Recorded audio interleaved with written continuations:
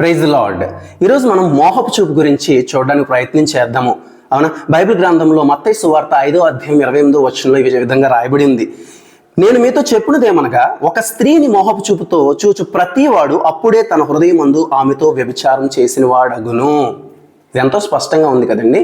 మనకి లోకంలో కానీ మనకి చిన్నప్పటి నుంచి ఉన్న అవగాహన కానీ, మనం ఎప్పుడైతే ఒక స్త్రీతో కానీ ఒక పురుషుడితో కానీ ఒక తప్పుడు సంబంధం పెట్టుకున్నప్పుడు, లేకపోతే దాన్ని మాత్రమే వ్యభిచారం కింద ప్రస్తావించడం జరుగుతూ ఉంది. కానీ యేసుక్రీస్తు ప్రభువారు ఏం చెప్తున్నారంటే, అసలు ఒక స్త్రీని నువ్వు ఎప్పుడైతే వ్యామోహపు చూపుతో చూసావో, ఎప్పుడైతే ఒక పురుషుడిని వ్యామోహపు చూపుతో చూసావో, అప్పుడే నువ్వు హృదయంలో వ్యభిచారం చేసిన దానవు, వ్యభిచారం చేసిన వాడవు అగుదు అని.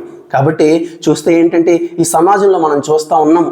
అవునా, కొన్ని సందర్భాల్లో చూస్తే యవ్వనస్తులు అలా చూడడం ఒక అలవాటుగా చేసుకుని వాళ్ళు అనుకుంటారు అది మంచిదే, సంతోషిస్తారు, వాళ్ళ స్నేహితులతో చెప్తా ఉంటారు, వారు కూడా సంతోషిస్తూ ఉంటారు. కానీ బైబిల్ గ్రంథం దీన్ని వ్యభిచారం అని చెప్తా ఉంది. అంతేకాకుండా ఈ కాలంలో చూసినట్లయితే ఇది కేవలం వివాహం కాని వారిలోనే కాదు, వివాహం అయిన తర్వాత కూడా, అవునా, భర్తను కాకుండా వేరొక పురుషుల్ని చూడడం, భార్యను కాకుండా వేరొక పురుషుని చూస్తున్నాను కదా, నేను నా భర్తను తప్ప ఎవరితో కూడా ఉండట్లేదు, నా భార్యతో తప్ప నేను ఎవరితో అపనమ్మకస్తుడిగా ఉండట్లేదు, కేవలం చూస్తున్నాను అంతే అంటారు. కానీ దేవుడు ఏం చెప్తున్నాడంటే, యేసుక్రీస్తు ప్రభువును హృదయంలో ఇప్పటికే వ్యభిచారం చేశావు, హృదయంలో ఇప్పటికే నువ్వు వ్యభిచారం చేసిన హృదయంలో ఇప్పటికే వ్యభిచారం చేసిన వాడువు అని. కాబట్టి చూస్తే మన యొక్క స్టాండర్డ్ మనము దేని కొలమానంగా తీసుకోవాలంటే, మన లోకంలో తెలిసిన జ్ఞానాన్ని బట్టి కాదు, ఈ ప్రపంచంలో ఏ యొక్క పుస్తకముగా కూడా, లేకపోతే ఈ లోకంలోని ఏ మనుషుడు కూడా ఇది పాపము అనరు. కానీ యేసుక్రీస్తు ప్రభు వారు పరిశుద్ధ గ్రంథమైన బైబిల్ ఏమంటుందంటే, ఇది పాపమే. ఎప్పుడైతే నువ్వు వ్యామోహపు చూపు చూస్తావో అది పాపమే. కాబట్టి అటువంటి పాపాన్ని ఒక క్రైస్తవుడిగా, ఒక క్రైస్తవురాలుగా నువ్వు కలిగి ఉండడానికి వీలు లేదు. నీ భార్య తప్ప నీకు అందరూ కూడా సహోదరిలే, నీ భర్త తప్ప నీకు అందరూ కూడా సహోదరులే.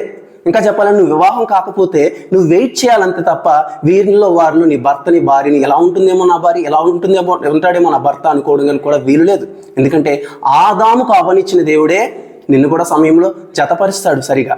అదేవిధంగా ఇస్సాకు రెబెక్కాని జతపరిచిన దేవుడే ఆయన సమయంలో నీకు సరైన జతను, నీ ఎముకల్లో ఎముకను, నీ మాంసంలో మాంసంలో ఇస్తాడు. అప్పటి వరకు వేచి ఉండడమే తప్ప మోహపు చూపు ఏ విధంగా కూడా దేవుని నమ్ముకున్న నీకు తగదు. అటువంటి చూపు ఎట్టి పరిస్థితుల్లోనూ నువ్వు కలిగి ఉండకు. దేవుడు అటువంటి మోహపు చూపు నీకు దూరము చేసి నీ చూపును పరిశుద్ధపరచును గాక. ఆమేన్.